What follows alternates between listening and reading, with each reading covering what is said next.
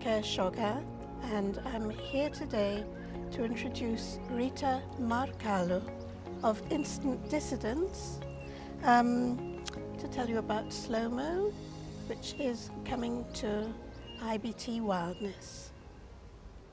I'll have to read it out because I got it off one of your websites, this information, and it's about instant dissidence, which is a way of bringing different artists together in different combinations to realize different ideas. And it is work that is based in dance and choreography, yeah?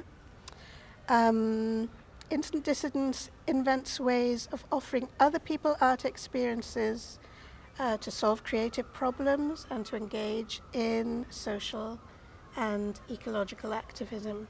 And I would say that, would you call it a collective? Or I call it a company. a company, yeah.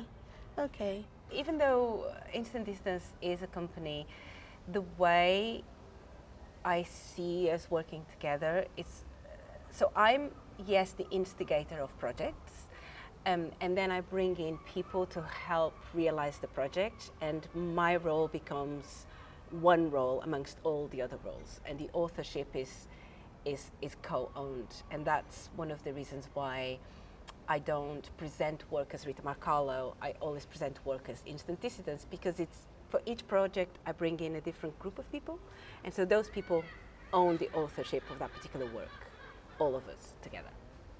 So are there any problems involved in doing that, in decentering yourself as a creator in that way? And I should say that in yesterday's interview with Clarice, one of her pieces of work refers to interpreters. It's about interpreters, and it's actually a really sweet and funny look at, you know, when you're in the middle of creating something, how dispiriting and difficult, and how you lose all your faith in what you're doing and all of that. But the fact that she named it, I think, Crisis, Interpreter's Crisis, is, I think, something like that is the name of that piece. Oh, yeah. Okay, interesting. Yeah, so I wonder if the word interpreter... No, it doesn't apply to the way Instant Distance works. Interpreter to me involves a way of working where myself as a choreographer would have an intention that then I would ask the dancers to interpret and physicalize.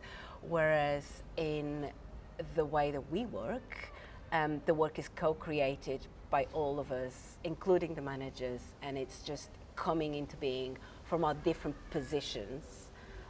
The dancers might be the physicalizers, I might be the person who sets the boundaries, the producers might be the people who make logistics happen, but everything is making the work happening, and there's no interpreter, not the way I understand it.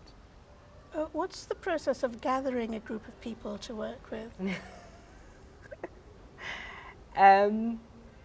It's very based on my intuition of who I feel might be the right person for each project. So Instant Distance, I don't audition. I meet a lot of people and a lot of dancers.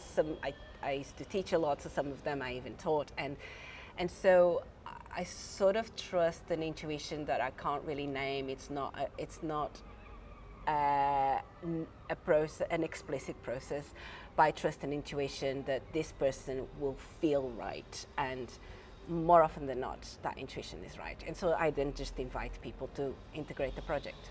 Okay. Can you tell us something about SlowMo?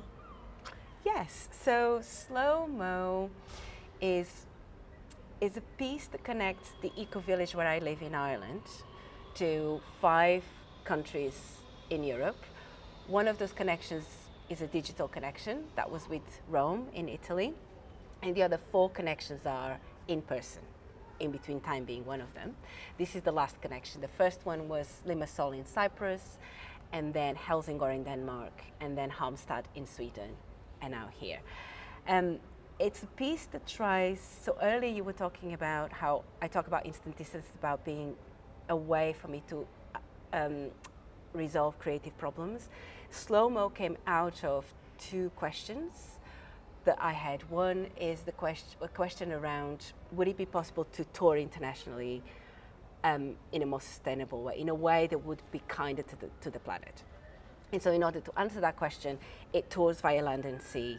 And then, of course, what that means is that our first tour date was the island of Cyprus. We started in the island of Ireland, and it took us 12 days to get there. And then a week to get to Denmark, etc., etc. I kind of problem solved, and I changed the choreographic model from a successive model where usually I would have made the work in a studio, like say for 5-6 weeks, and then toured the work. And so what I did was I kind of collapsed the creative process into the touring process. So we started with nothing. We left our homes, there was no work. And then we made the work as we traveled so that it would make it financially possible. Oh my goodness. That's what we did. Okay.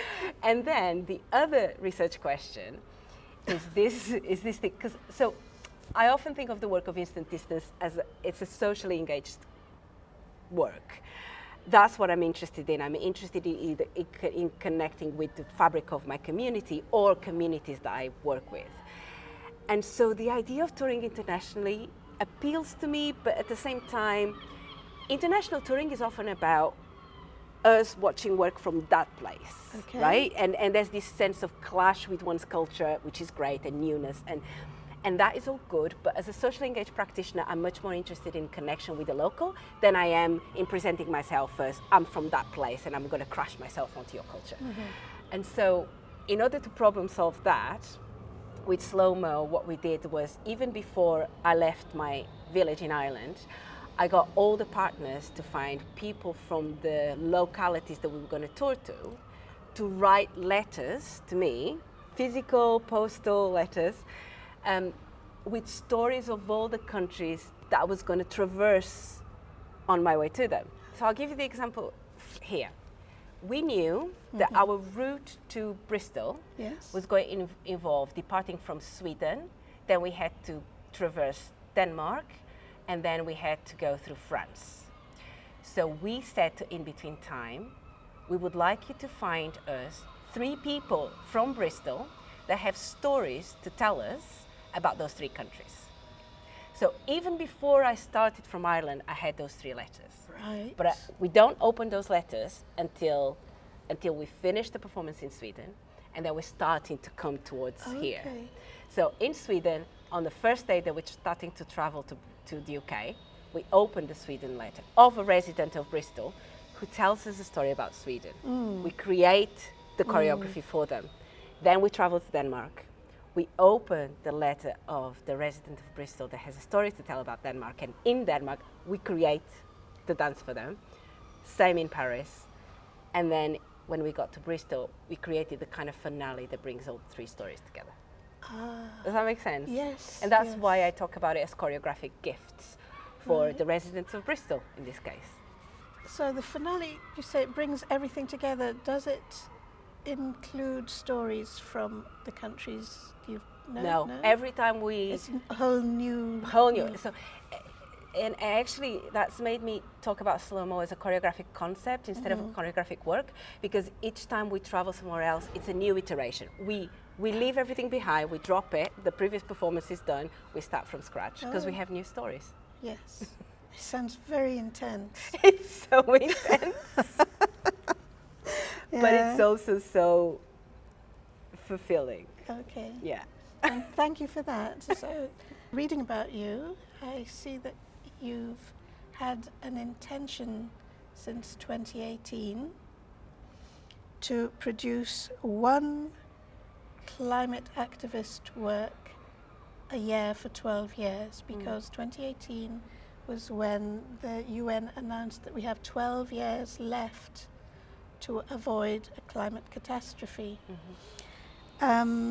So what I wanted to ask you is, how is that progressing, and is it going as you expected? Okay. So that intention, you're right, I set it in 2018, and I have made one work a year since then. So one of the things that I said when I set that intention was that I was going to try and make work that acted as a mirror to ourselves, so that we would know how it is that we're doing. So ourselves, that means people. People. Yeah. Yeah. Are we doing okay? Are we going in the right direction? And I, at the time, thought this is possible. We are going to do this, and I'm just going to track. The work's going to kind of track each year where we are and look at climate activism from different perspectives. And I have to say that I'm changing my perspective. I don't think we are doing well. I don't think we're doing as we should be doing, and so the work has now actually become still doing what I feel would be the right thing to do, but with a lot less hope. Oh gosh, really? Yeah. Yeah. That's serious, isn't it? Yeah, it is. Yeah. But also the interesting thing around that is that I have moved beyond hope. So that it's also been an interesting process of having hope and then realizing there is very little hope, and then asking the question, so what then? So what's beyond hope, and how do I carry, and how and why would I carry on doing what I'm doing? And I'm finding that, and that's actually better than hope, I think. Okay. More interesting, more juicy than hope. Anyway, I feel. I guess it's the foundation of activism, really. That feeling. Yeah. Okay. Was the first work in that series Dancing with Strangers? It wasn't, but Dancing with Strangers was a work that I created in a refugee camp in Calais. It wasn't the first in that series, but another one later in that series was a work around migration, but with refugees from Ireland, from a village that I live. So because one of the things that I'm interested in doing is not climate change isn't just about climate. And migration is a huge part of it. And so is capitalism. And so are many things. The idea of owning land, people, all those things. They're much bigger questions. And so what I'm trying to do is to make work. I know it is about climate change, but it might just take a perspective that for people might look like it's a work about migration, but it is actually about the bigger picture, just a slice of it. And so that work, Dancing with Strangers, actually informed then the later work that I created. Boris Kenny's Dancing is the work that I created with the young people in this village near mine in Ireland. So they're connected. I hadn't seen it at the time, but I've been looking at what I can online, and I hadn't realized what it had in it, and that's something very sensitive and fragile about embodiment and empathy, which is such a delicate thing, but you see it as, because just temporarily people who passed by, who agreed to participate, embodied another person in their feelings, in their predicament or what have you, and also in their joy. It was incredible, I felt. And I just doing the research on you, I feel SlowMo also continues some of those impulses in a beautiful way. Yeah. I suppose you're right, actually. I hadn't made the connection, but you're right, because we are embodying other people's stories. That's what we're doing with these dances that we're creating. So you're right. They are connected. And there's activism, and then there's artivism, as you call it. But what art does is not certain. It's not definite. It's not a predictable process. And as we were talking about earlier, sometimes the moment of change has come, and the change has been so complete that we didn't notice. It's just the new normal. And a delicate work like that, I think the potential for it to have done something very special is there, and we won't notice because it's such a slight thing. You do a dance, it's a little bit humorous. Yes, yes. Yeah. And that's actually what I love. One of the things I love about it is that in the way that I invite people to dance with me, and because of the kind of way that I choose to be, I will just talk to people, have a conversation, and it's light and it's, I hope, open and inviting. And then the people who do agree to it, like I can see a shift, like they go from this, what am I doing? A little dance in the public space with this is weird, this is great. And then they hear the voice of that person and then you feel it, they go, yes. and then that changes something in that moment. But it's also, it's not that I'm tricking people, it's just that I am opening up with a certain lightness. But then people do go somewhere else. Well, and I can feel it when I look at them. I saw it, and it's a sort of playfulness. The playfulness opens you up to so much more than like a formal talk, an essay, or even a formal like choreography. You know? Yeah. I want to say something about that. Sure. Which is from the moment that I decided to make that piece, the huge question that I had is, do I have the right to do it, to embody? Because I am doing this piece from quite a privileged position. You know, I'm funded, I go to a refugee camp, I ask people permission and would they want to be involved, and would they like their movements to be embodied by myself, and would they like their voices to be taken to England? But I am highly aware of the problematic nature of that as well, because I am saying, if you dance with me, I will say to you, imagine that I am your deed, and you're looking at me, and I'm embodying, and kind of, I see myself as an avatar in a way, like I feel like I can perform her or bring her to you.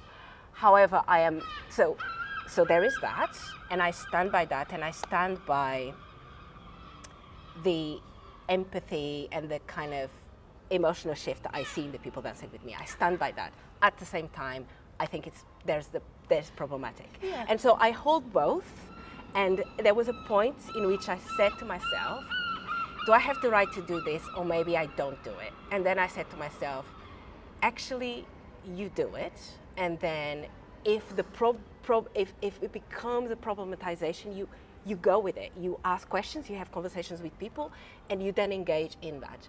And so I was very close to not doing it, and then I decided I would do it. So I just want to say that, and I don't know if you have a response to that, or maybe we don't, but yeah. I find the work that I find more powerful is the work that I can't explain. I am highly suspicious of academic writing about art because art is not thought. No. So I can recognize the problematic, yeah?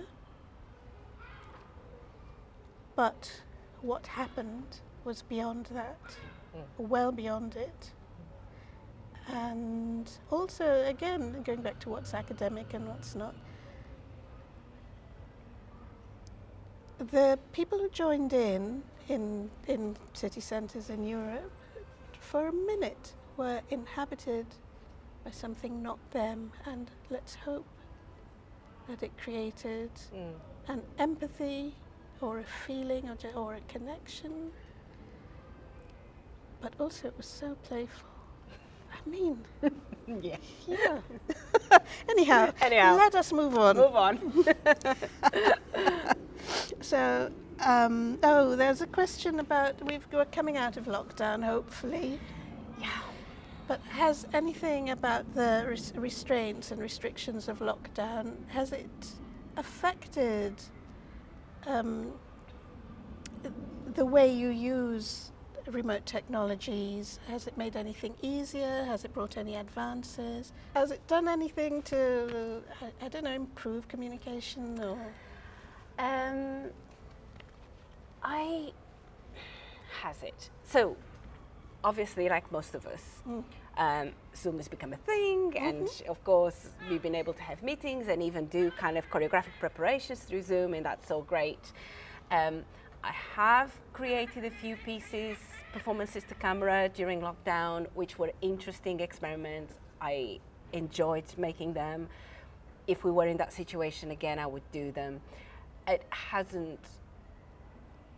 I'm very happy not to be making work of that kind now. I'm very happy to be traveling and touching humans and God, not to be doing that. Aren't we all? So it hasn't made, like, I haven't shifted in my practice and gone, okay. now I'm just going to go. It's a necessity and I'll use it, but it hasn't been. No, I'm very happy to be doing live performance with bodies that smell in a particular way and feel in a particular way, and that's great. Yes. Okay. So we're at the last question. Okay. Can you tell me a hopeful story about instant dissidence, artivism?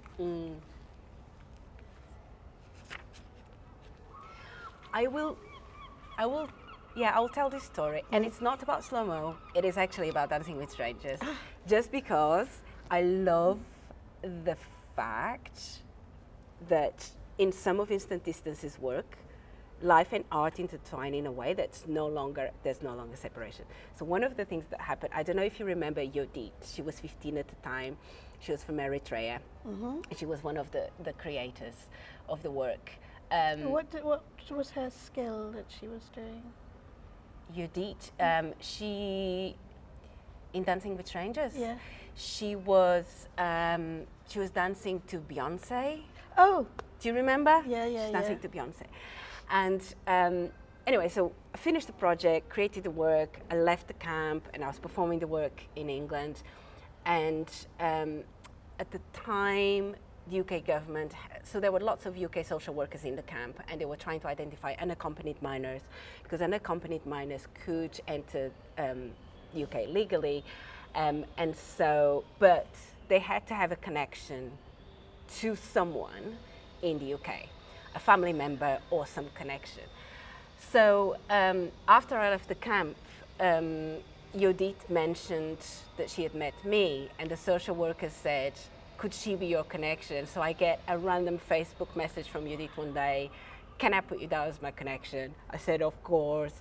And anyway, her paperwork is processed. I don't hear from her for a while.